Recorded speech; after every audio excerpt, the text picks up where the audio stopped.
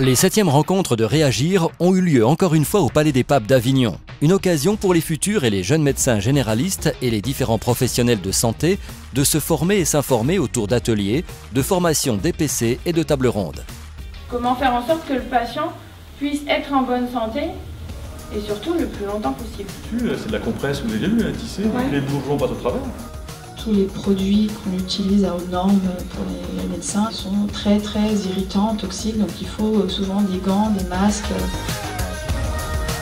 Qu'est-ce que vous pouvez faire de moi dans cette situation?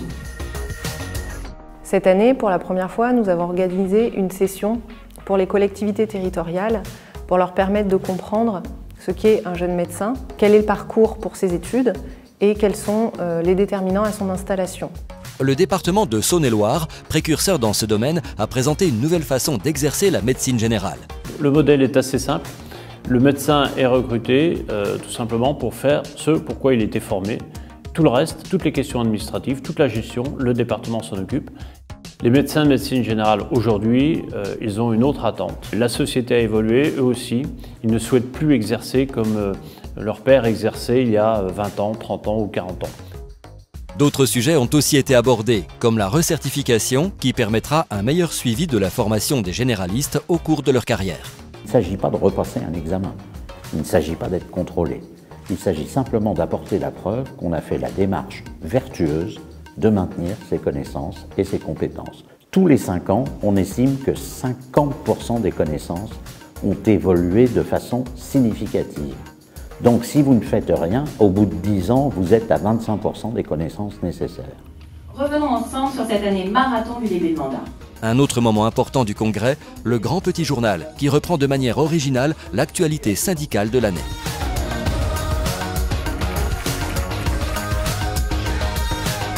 Les rencontres Réagir, c'est aussi un salon où différents partenaires s'exposent afin d'échanger avec les congressistes. C'est vraiment excellent de rencontrer les médecins d'autres régions, de voir qu'on n'est pas tout seul dans sa pratique et qu'on peut en discuter. Aller se confronter à la pratique de l'autre nous permet souvent de changer notre pratique dans le bon sens du terme.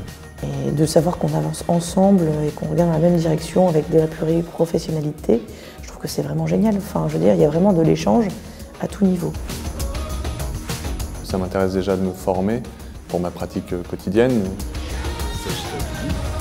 C'est important aussi pour voir que s'engager, ça sert à défendre pas mal d'idéaux, ça marche. Il faut qu'on puisse se faire entendre sur nos besoins. Il faut s'informer aussi de nos droits, de la façon dont on peut les défendre.